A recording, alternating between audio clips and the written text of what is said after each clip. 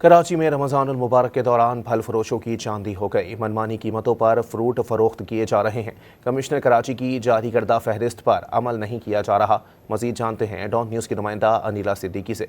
जी अनिला, बताइएगा आप आज कौन सी मार्केट में मौजूद हैं और क्या वहाँ कमिश्नर कराची की जानिब से जारी करदा रेट लिस्ट को फॉलो किया जा रहा है? जी बिल्कुल, रमज़ानुल मुबारक के आमद के साथ ही शहर कायद कराची में महंगाई का तूफ़ान आ गया है। हमने डिफरेंट मार्केट्स का दौरा किया और आपको दिखाया कि कहीं भी कमिश्नर कराची की जानिब से जारी करदा रेट लिस्ट को फॉलो नहीं किया जा रहा।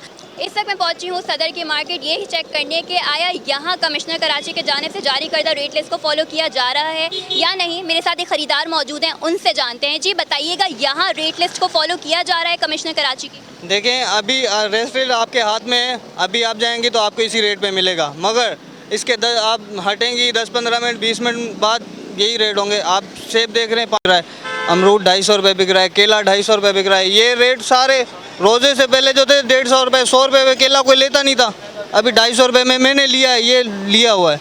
और दूसरा कीवी 800 से 1000 रुपये किलो कीवी है। आप स्ट्रॉबेरी का रेट चेक कर लें, 1000 रुपये तो स्ट्रॉबेरी दे रहे हैं, बंदा क्या क्या चीज़ ले।